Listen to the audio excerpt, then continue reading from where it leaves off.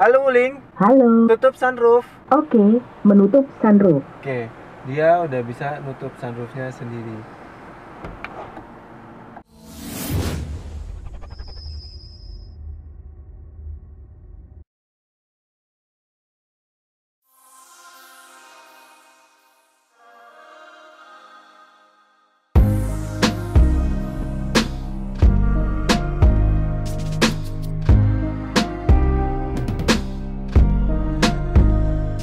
Selamat datang di AR Otomotif Channel. Bagi yang belum subscribe, silahkan subscribe karena subscribe itu gratis. Dan like juga videonya. Bagi yang nggak suka videonya, harus like juga, jangan dislike. Share juga video ini ke teman-teman kalian biar ngasih informasi otomotif dan subscribe sekarang.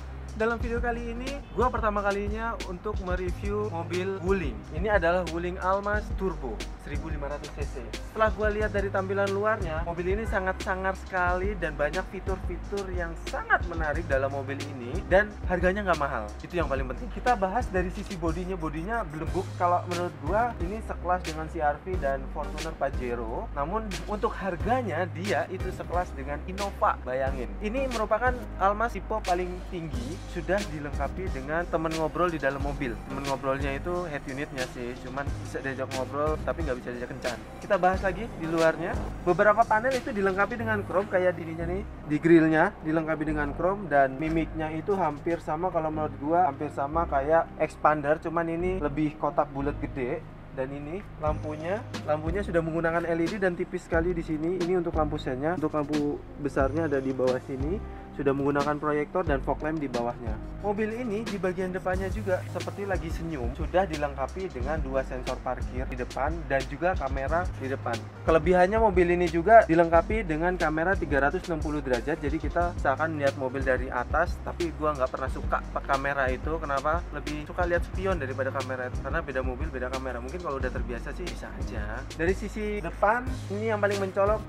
Kenapa sih Wuling ininya wajik? Apa dia raja judi atau seperti apa? Gue pengen tahu komentar teman-teman apa tentang logo Wuling ini. Kita jalan ke samping. Spionnya gue pikir ini nggak pakai krum-kruman ya, biar lebih keren sih sebenarnya. Emang bagus begini, kalau pakai krum-kruman tuh kelihatan banci. Ini ada lampu sen di sini dan spionnya ini sudah retract, sudah dilengkapi dengan rail roof, panel-panel chrome di kacanya. Kemudian di sini panel silver, bukan panel chrome. Buka kuncinya dari sini.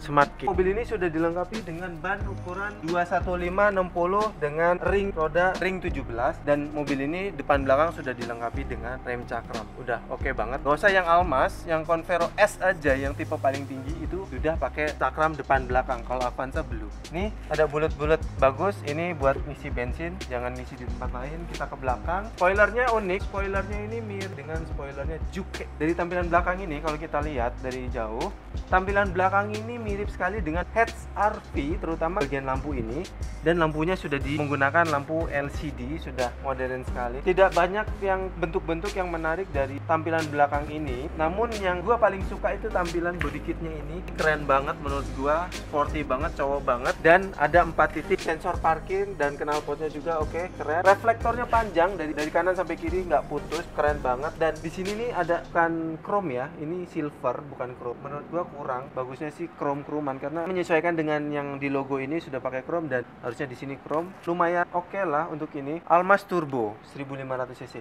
Kita langsung bahas ke bagasinya. Oke. Ini bagasinya nggak begitu luas karena mobil ini kalau menurut gua udah pakai 3 row tempat duduk, tapi mobilnya kurang panjang dikit kalau menurut gua. Jadi bagasinya kurang begitu lebar dan ini tinggi banget, dari pintunya itu terlalu tinggi. Ini saat kita buka di dalamnya ada ban serep. Ya pokoknya ini tempat penyimpanan peralatan-peralatan lah. Dikasih karpet nih sama Wuling, lagi baik kali ya. Dan kursinya ini kalau kita lipat,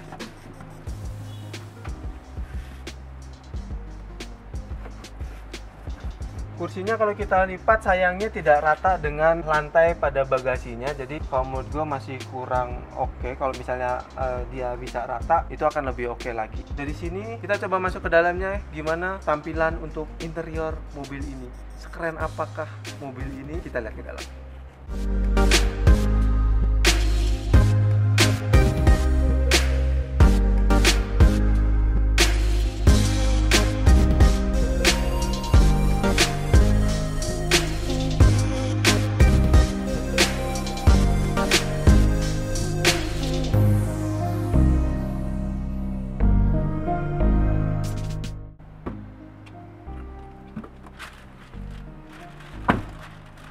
Kita udah masuk ke dalam mobilnya dan keras, kursinya keras. Tapi nggak tahu kenapa panas, kita nyalain dulu. Oke. Untuk tampilan dalamnya menurut gua lumayan mewah, tapi sayangnya untuk mobil sekelas ini bahan dashboardnya itu masih pakai bahan keras, belum bahan empuk, dan empuk-empukannya tuh ada di sini doang. Dan fungsinya apa gua nggak ngerti ini empuk, tapi di sini udah ada jahit-jahitan asli, bagus, udah jahit-jahitan asli karena gua nggak suka jahit-jahitan palsu. Ini juga udah jahit-jahitan asli dan ini soft touch ya. Terus di sini ada silver, bukan chrome, atau chrome gelap. Ini chrome gelap juga sama, dan ini hitam putih kayak mobil Sigra. Yang paling penting lagi ini layarnya LCD-nya gede banget. Ini sekitar 12 inch ya, 12 inch dan bisa diajak ngobrol. Halo Wuling. Halo, Lagi ngapain? maaf, bisa diulang? Tolong hidupkan radio. Saya tidak mengerti. Bisa diulang lagi? Gagal. Kita bahas aja satu persatu. Untuk dari sini layarnya sangat besar sekali. Semua settingan untuk AC, untuk radio, untuk panel-panel segala macam dilakukan di layar ini. Dan di sini ada tombol volume plus dan home, terus AC buat nyalain AC, dan ini tombol powernya di tengah sini satu. Dan menariknya memang kita mau melakukan apapun bisa kita berbicara dengan Wuling ini. Kita hanya menyampaikan apa, tapi sesuatu yang untuk menyalakan head unit dan AC, kemudian untuk buka sunroof, hanya itu. Tapi itu udah membantu sekali. Dan di sininya di bawahnya lagi ini ada tempat AUX nyambung data ke head unit, dan ini untuk buat ngecas. Jadi port USB nya ada dua, yang satu buat nyambungin data ke head unit dan ini ngecas, kemudian ini ada AUX. Dan di sini penyimpanannya lumayan lega buat naruh kacang kapri, lumayan. Dan ini persneling masih dibungkus, masih perawan men, matic. Dan di sini ada tombol eco-nya, dia udah Triptonic. Oh sorry, dia ini CVT. Di sini handremnya udah bukan pakai handrem ya, tapi cutek rem. Cutek rem tuh gini nih, ini cutek rem. Jadi udah nggak pakai handrem gini, tapi udah pakai cutek rem. Dan ini ada auto, dan ini untuk kunci pintu, ini untuk sensor parkir, dan ini untuk ngidupin AC belakang. AC belakangnya kenapa ada di sini ya? Ya udahlah, biarin aja. Ini yang aneh, kalau kita lihat itu di panel pintunya ini dia nggak ada buat ngunci-nguncinya. Jadi ngunci pintu tuh harus lewat sini, nggak bisa lewat kayak mobil-mobil lain kan di sini ceklok-ceklok. Ya, di sini nggak bisa. Jadi ngunci pintunya dari tengah sini. Nah, di sini ada cup holder 2 tapi nggak ada angin-anginan. Jadi ini cup holder doang, nggak buat dingin-dinginan. Dan armrestnya juga udah soft touch armrest, dan ini jahit-jahitan asli. Jadi lumayan oke lah untuk armrestnya. Dan kita buka, di dalamnya ada penyimpanan tapi kecil, nggak gede, dan nggak ada fungsi untuk kulkasnya di sini. Jadi dia cuman untuk penyimpanan aja. Sekarang tempat duduknya ada elektrik untuk bagian supirnya, bagian penumpangnya elektrik belum Pak? Belum ya. Jadi ini udah elektrik, tempat duduknya udah oke, lebih oke daripada Toyota Fox ini yang kemarin gue bilang. Kita ke setirnya ini unik ya, sininya ada kayak lurus gitu, jadi udah model sporty banget dan banyak banget mainan jempol. Setirnya rame banget dan fungsinya pun banyak, ada buat kita ngomong ke sana atau buat ngaktifin atau buat offin, terus ada volume, terus ada cruise control, terus ada pilih tampilan di instrument cluster dan untuk pilihan-pilihan lainnya. Di setirnya sini, di tengah sini udah dilengkapi dengan airbag. Namun mobil ini baru dilengkapi di airbag di sini dan di penumpang saja. Sangat minim sekali untuk fitur keselamatannya. Sekarang kita ke instrument clusternya. Instrument clusternya itu udah menggunakan LCD untuk tampil belakangnya ya. Tapi dia tetap masih menggunakan jarum-jaruman untuk menunjukkan kecepatan dan RPM. Tapi untuk selebihnya dia udah digital, bahkan udah pakai layar di belakang. Jadi udah oke banget dan keren. Untuk instrument clusternya pun udah sangat modern sekali. Karena Wuling juga ini keluaran terbaru, jadi harusnya modern sekali. Dan setirnya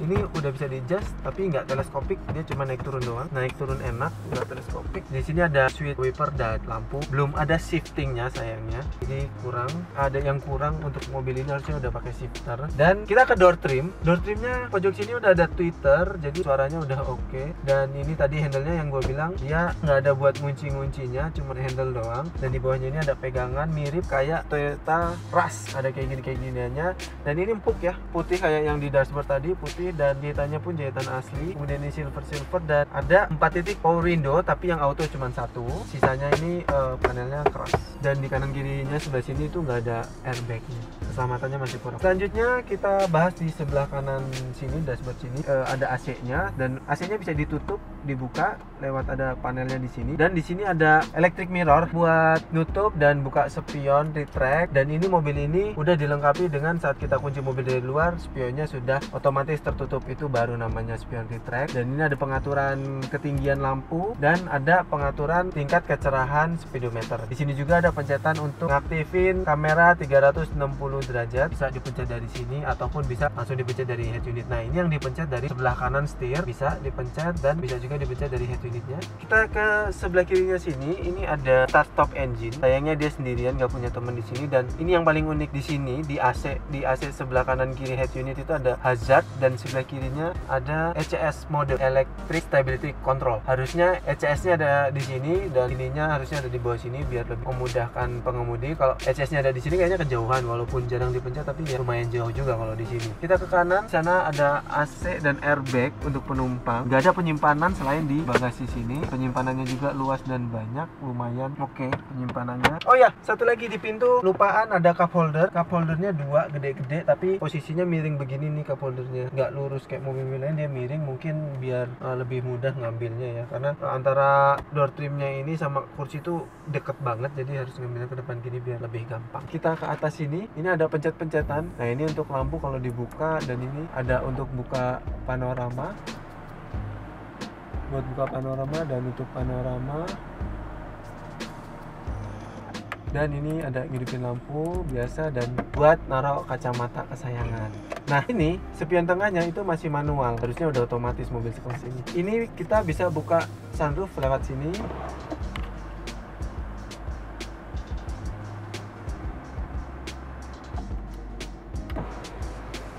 Kita buka sunroof lewat sini, atau kita bisa minta tolong sama si Wuling untuk bukain sunroofnya. Oke, udah ketutup. Kita coba minta tolong bukain Wuling untuk bukain sunroofnya. Halo Wuling, buka sunroof. Oke, membuka sunroof. Oke, sunroofnya otomatis kebuka kalau kita minta tolong sama Wuling. Jadi bisa otomatis saat kita jalan bisa langsung dibuka otomatis dari Wulingnya. Halo Wuling. Halo. Tutup sunroof. Oke, menutup sunroof. Oke, dia udah bisa nutup sunroofnya sendiri.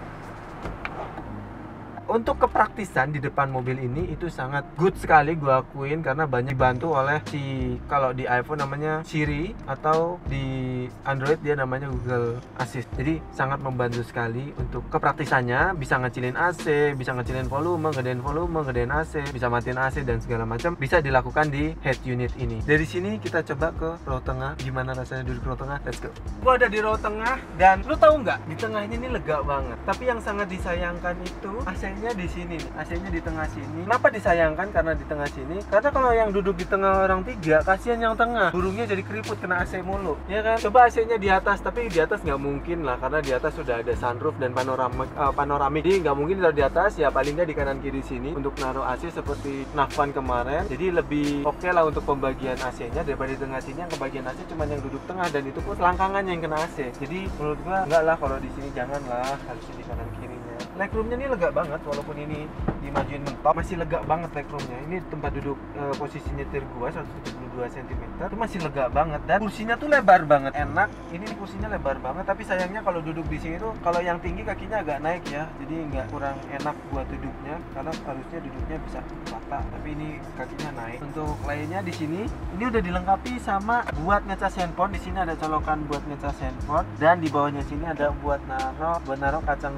Garuda, buat ngemil penumpang tengah. Ya, yang gue bilang tadi, untuk kepraktisannya mobil ini super, tapi untuk safety dan untuk nyaman duduknya itu masih kurang, karena tadi depan bangku keras, ini bangku keras dan lebar, dan kaki pun ngatung. Ini pun ya nggak enak lah kalau kaki ngatung. Dan namun mobil ini nggak ada gundukan di tengah. Kalau mobil ini termasuk dalam mobil SUV, tapi dia nggak ada gundukan di tengah. Lantainya rata, bagus menurut gua. Selebihnya di sini, di atas sini ada panoramik. Coba kita buka dulu panoramiknya.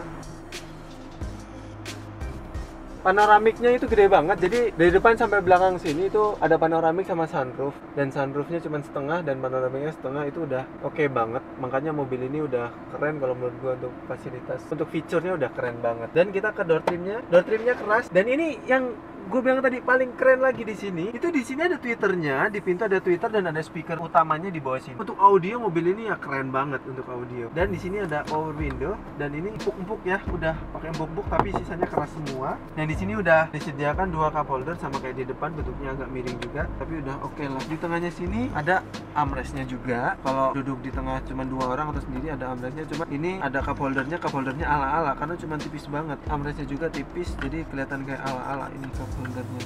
Di tengah itu apalagi ini lampu, paling lampunya udah LED di dalam udah oke. Dan di sini ada gantungan buat baju kali ya, kalau buat kerja nganterin baju di sini yang belum dipakai. Dan lagi-lagi di sini nggak ada switch untuk kunci pintu, jadi switchnya ada di depan semua. Jadi di setiap pintunya tidak ada switch kunci lagi. Nggak tahu fungsinya apa, tapi ya menurut gua ini inovasi yang sudah oke. Kita ke kursi paling belakang. Duduk di belakang sini kalau menurut gua buat anak kecil oke.